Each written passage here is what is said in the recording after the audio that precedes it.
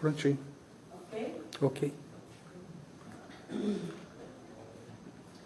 Então vamos, meus irmãos, nesse momento, pensar em Jesus.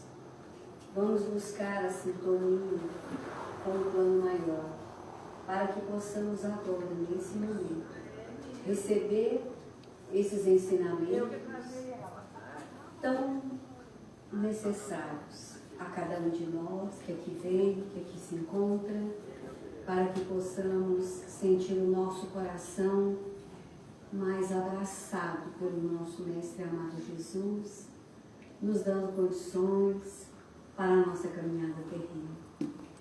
Pedimos por todos nós, pelos nossos familiares, pelos amigos, pelos vizinhos, por todos que estão sobre a terra, necessitando do abraço de Jesus, da sua misericórdia, do seu calor, para que tenha a força necessária, o equilíbrio espiritual, moral e espiritual.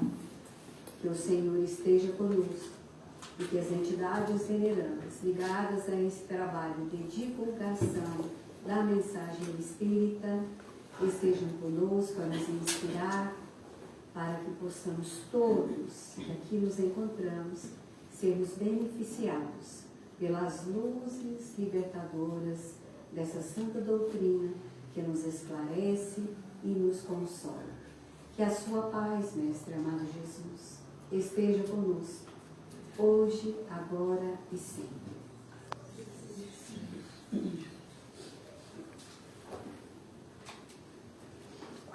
Boa noite. Boa noite. Que Jesus nos abençoe a cada um de nós que aqui se encontra, para que nós possamos receber agora as palavras do nosso Mestre amado Jesus contidas no teu Evangelho, o Evangelho de luz, que nos dá condições para que nós possamos continuar a nossa caminhada. Hoje, o nosso convite é para que nós então estudemos a respeito da indulgência. A indulgência está colocada no capítulo 10, que se intitula Bem-aventurados aqueles que são misericordiosos. Então, a misericórdia, o que ela suscita em nós? Para que nós saibamos, por exemplo, que a palavra é composta misericórdias. Então, é miséria e coração. O que significa? É quando eu deixo o meu coração, quando eu permito, quando eu sinto o meu coração compadecido pela miséria do outro. Seja essa miséria uma miséria moral ou uma miséria espiritual, uma dor moral, uma dor física, uma dor espiritual. Então, quando o meu coração se enternece, se compadece, é a misericórdia que está atuando aqui no meu coração. Quando nós dizemos também a palavra concórdia, ela tem a mesma formação, é com coração unido, concórdia, concordo, estou com o meu coração unido ao seu. Quando eu digo discórdia, discordo de você, o meu coração já não se encontra mais unido ao seu. Por isso que as discórdias são difíceis nesse campo, porque os corações se separam, não estão mais unidos no mesmo pensamento, no mesmo objetivo. Então, a misericórdia, ela tem essa formação, essa palavra. E aí nós começamos então a entender, bem-aventurados aqueles que são misericordiosos. Bem-aventurados, felizes sereis quando usardes de misericórdia para com os teus irmãos, porque será usado de misericórdia para com você também.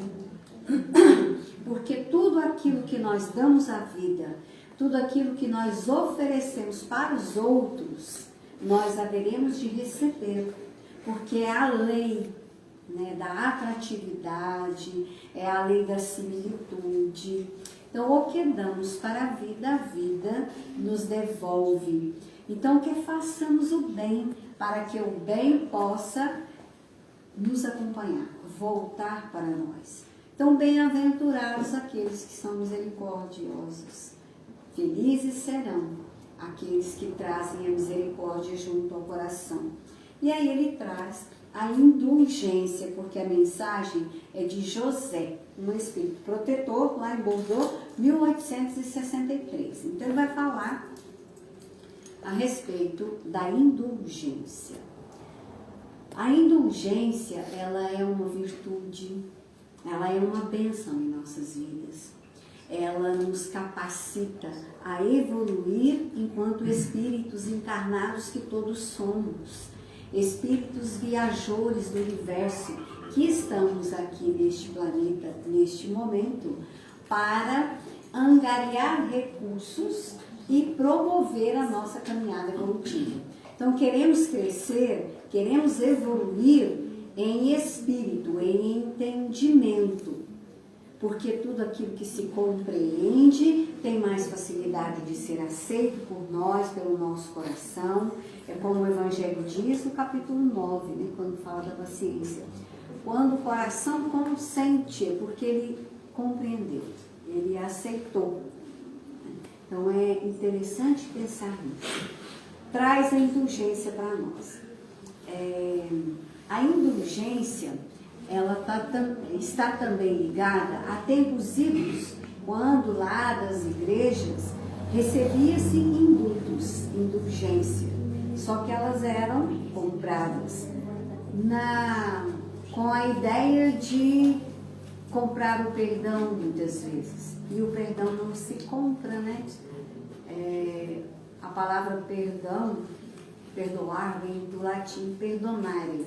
Então, perdão é para ser doado, para doar. Perdonare, para doar.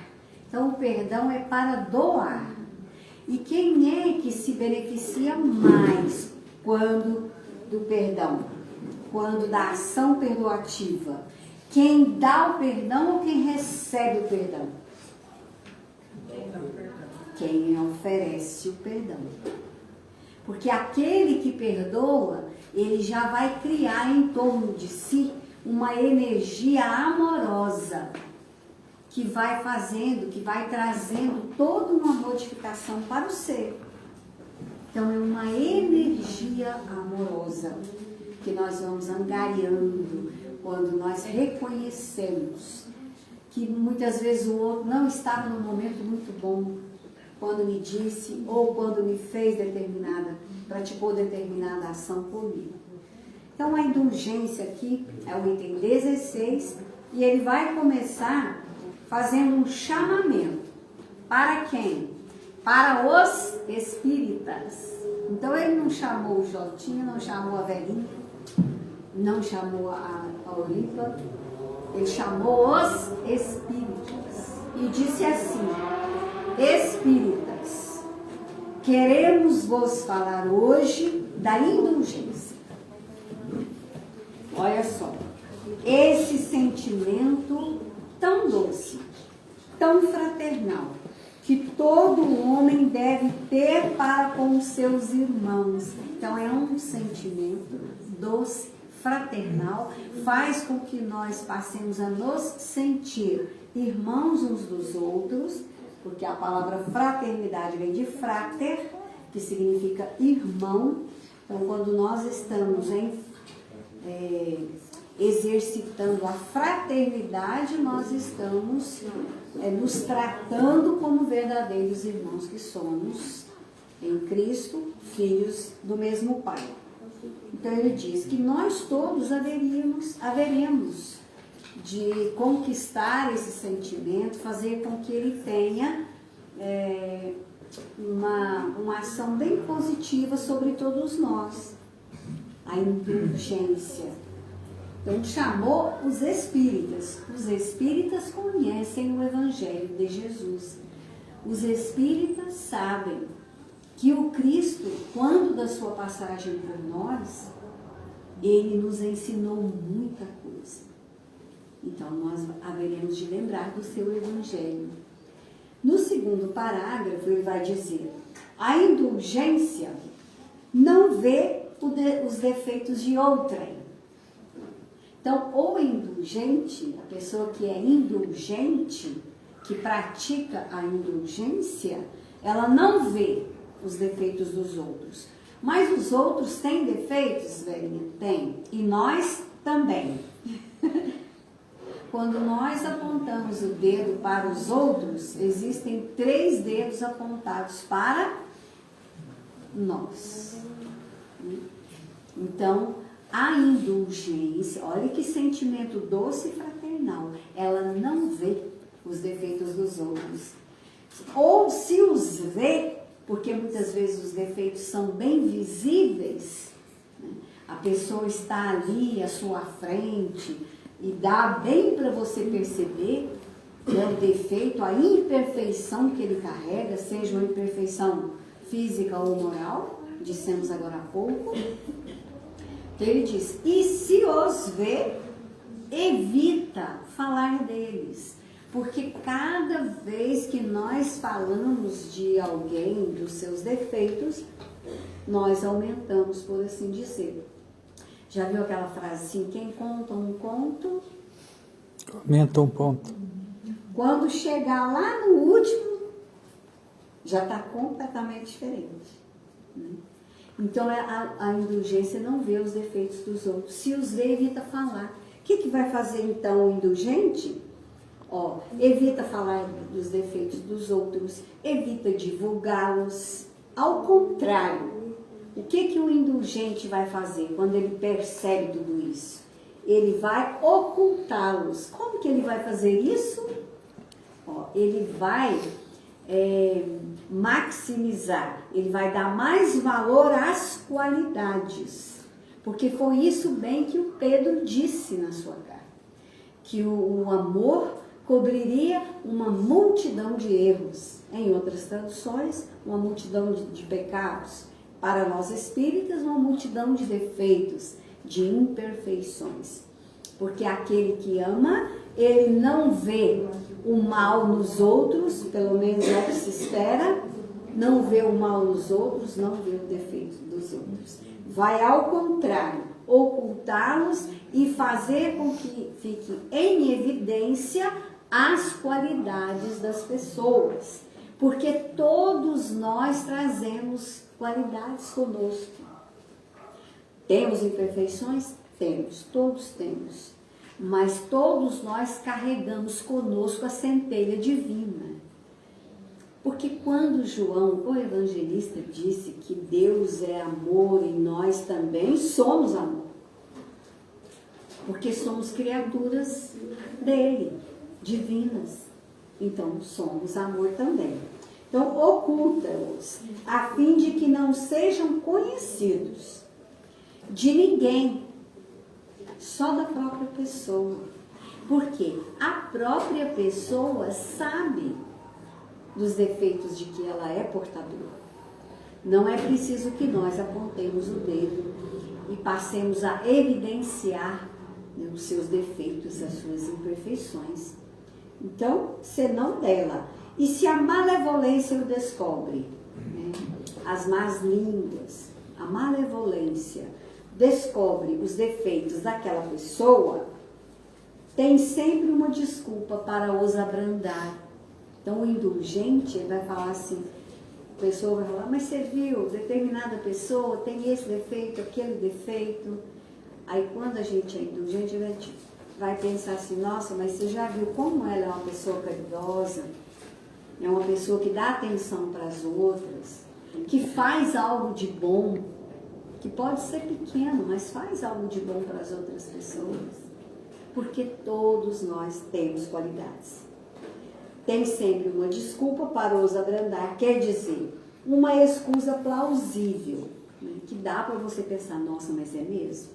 Não tem como negar, ela é uma pessoa boa mesmo. Pois é. E aí, por causa das qualidades, nós haveremos de relevar as imperfeições. E a gente vai fazer, depois a gente vai trazer uma mensagem final para a gente praticar a indulgência dentro da nossa casa, com o esposo, com os filhos, com todos aqueles que nos cercam, que são familiares nossos, que é onde tem mais necessidade da aplicabilidade da indulgência.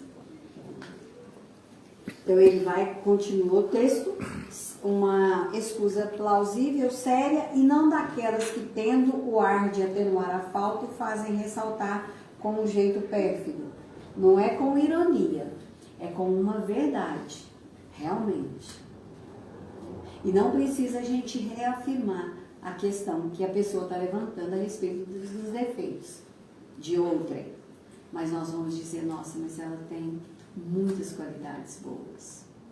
Certa feita aconteceu um problema comigo e quem me socorreu foi ela.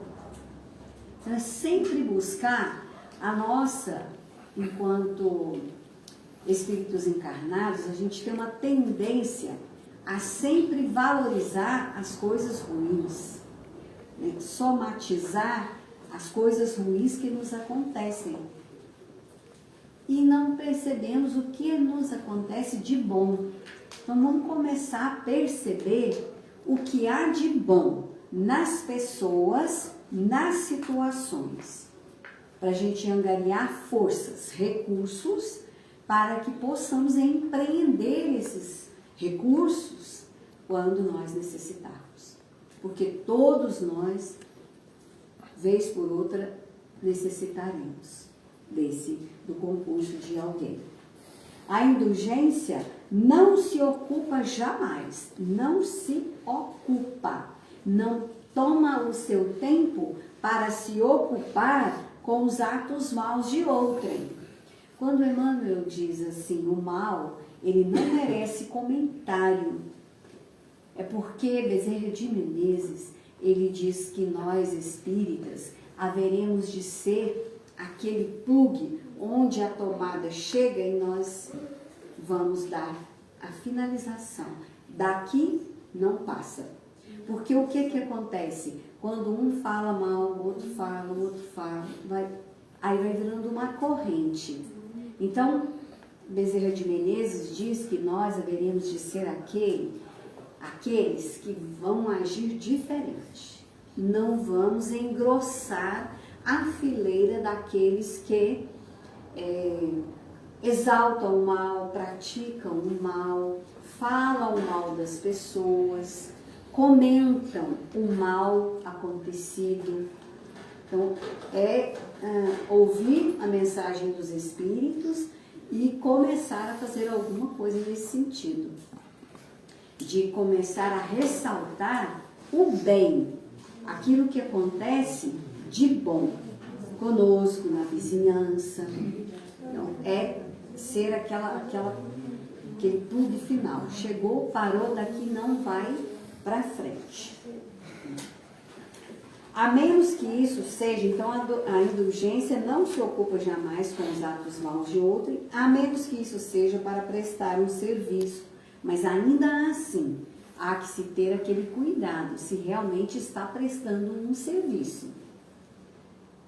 É preciso observar se a gente não está inferiorizando ainda mais a criatura, causando mais danos a ela ainda, né? Ressachando, rebaixando, colocando essa criatura numa condição que ela não consegue mais fazer alguma coisa em favor da sua existência, em favor do meio onde ela está inserida, né? Então, a não ser que seja para prestar um serviço, tendo ainda o cuidado de os atenuar, tanto quanto possível. Então, todo o bem que se faz, a todo momento, sempre que é possível, ele é observado por entidades venerandas que cuidam dessa parte. Como assim? Há espíritos que nos observam nas nossas ações? Há espíritos que nos observam. Paulo já dizia, há uma nuvem de testemunhas à nossa volta. Então, esses espíritos, eles nos observam o bem que praticamos, o esforço que empregamos para fazer com que a mensagem de Jesus alcance cada vez mais corações, sobretudo corações sofridos, que precisam daquela palavra acolhedora, consoladora de Jesus, para sanar as suas feridas, as suas dores espirituais. Não faz observação chocante, não tem censura nos lábios, isso tudo é a pessoa indulgente. Caracteriza a pessoa indulgente, que, por assim dizer, acaba se tornando um homem de bem, que é a mensagem do capítulo 17, quando ele fala o homem de bem. O homem de bem é probo, é leal, é consciencioso, não fala mal dos outros, procura exaltar as qualidades das pessoas. Então é quase, eu falo assim, se nós fôssemos elencar aqui as qualidades do homem de bem, ficaríamos com todo o livro ali falando as qualidades do homem de bem, que encerra o homem de bem. Mas somente conselhos, o mais frequentemente velados. Quando a gente pensa se eu vou aconselhar alguém, alguma pessoa, então é para a gente tomar um certo cuidado. Há uma frase popular que diz assim: se conselho fosse bom, o que acontecia? Ninguém dava, vendia. Então tem que tomar cuidado com o tipo de conselho que vai se dar. Primeiro, se a pessoa quer ouvir, ela te pediu, né? Então, ela te pediu alguma palavra, alguma coisa.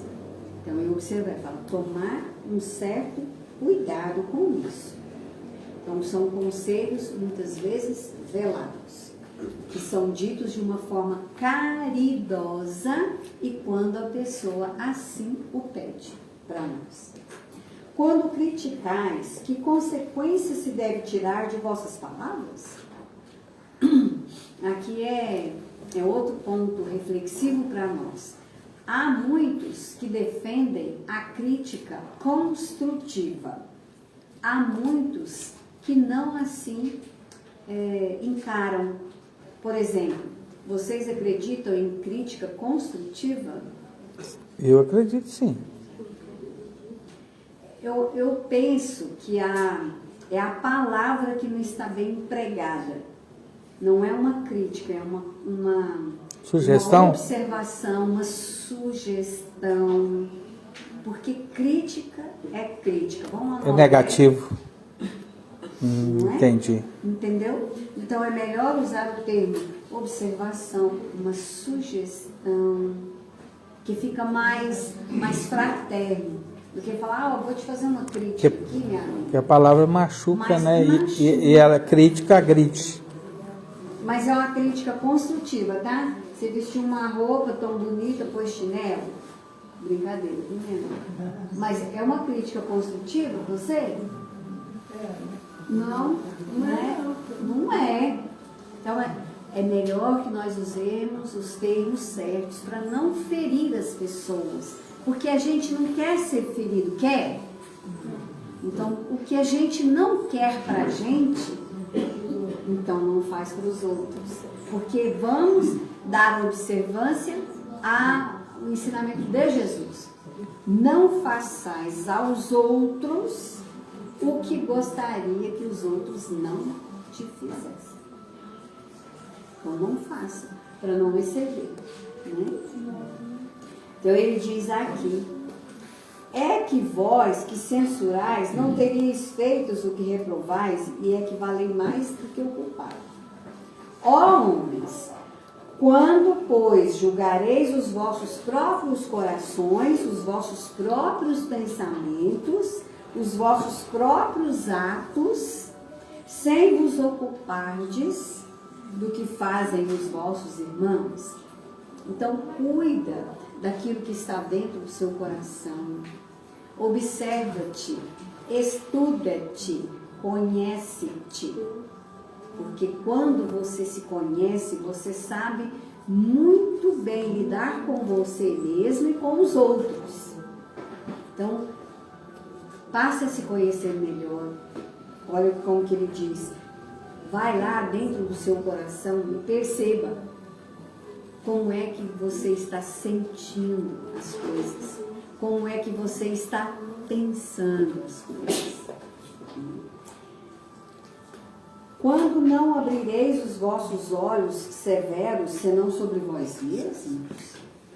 Então é aquele ensinamento de Jesus que diz assim: por que é que você está observando um cisco no olho do teu irmão se no seu tem uma trave?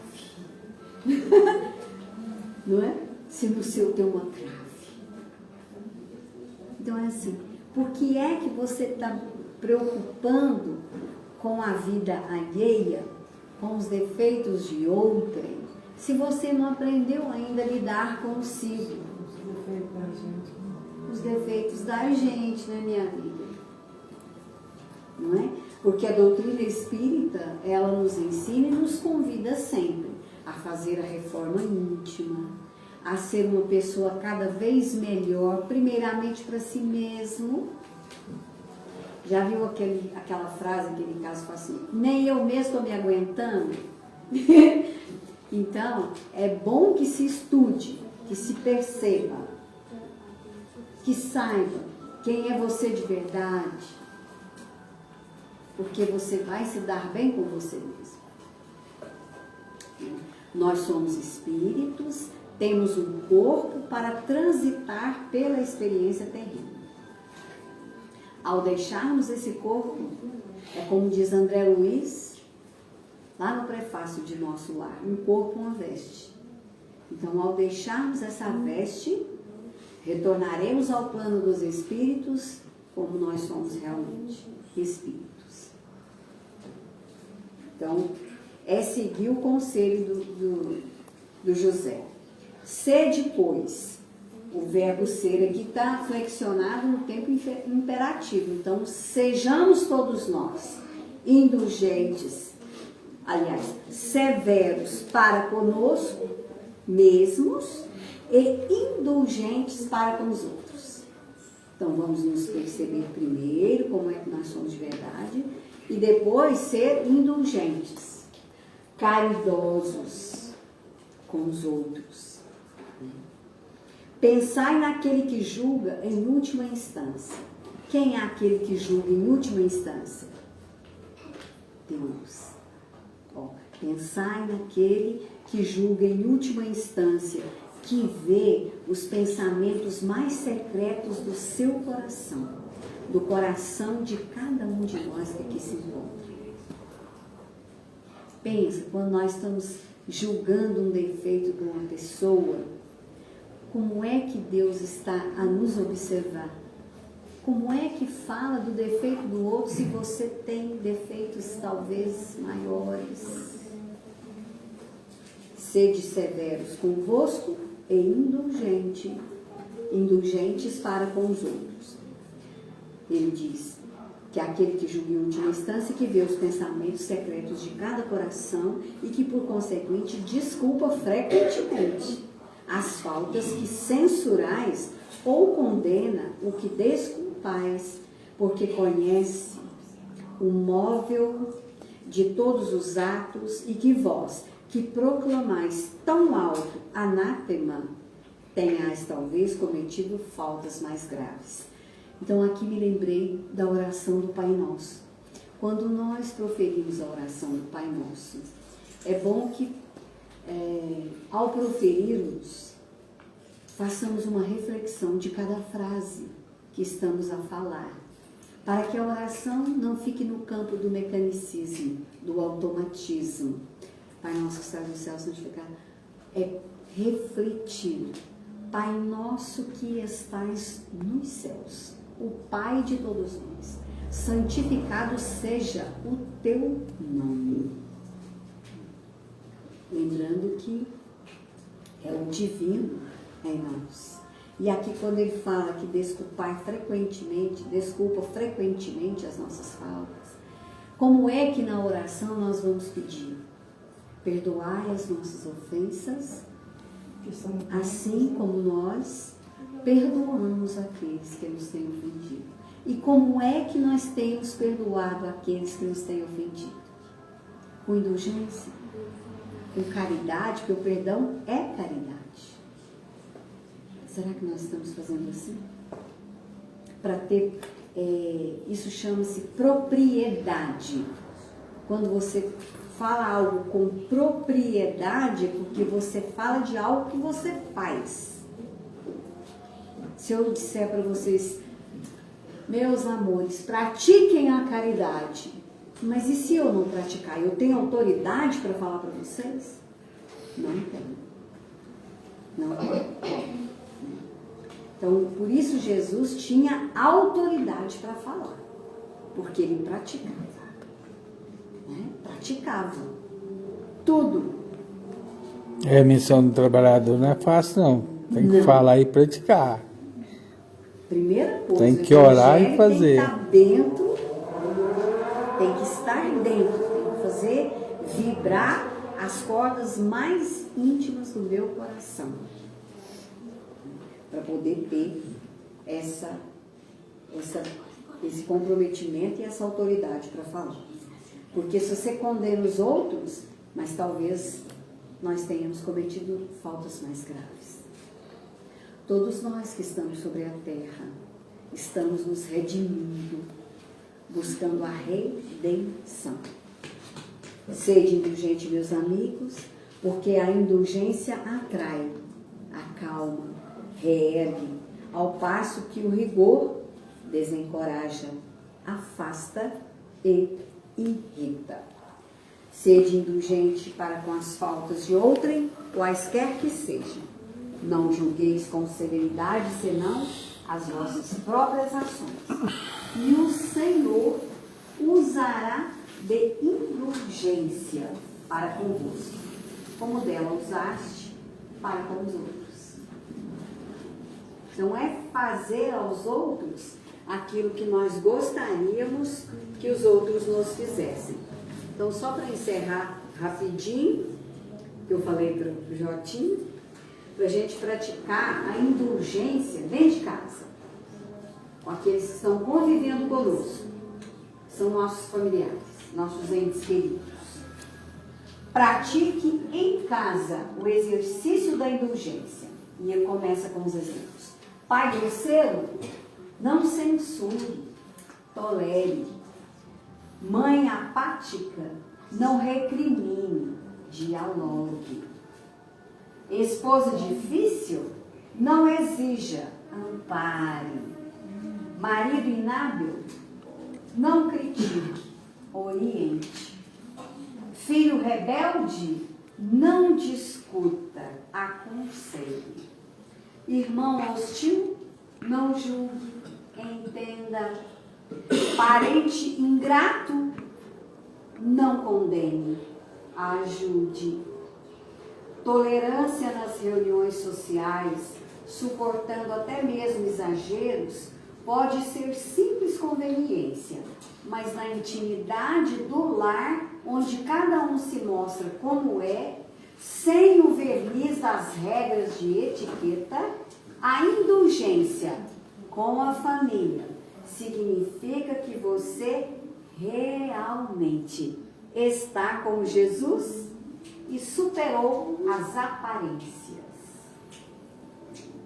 Porque para Deus, para Jesus, não tem como a gente fazer de conta. Não tem como enganar a Deus, porque Ele te conhece por dentro, por fora. Né? Então vamos praticar, vamos ouvir as mensagens, né, os ensinamentos e trazer para a intimidade da alma, para a gente começar a praticar. Você vai fazer um encerramento para mim? Para nós?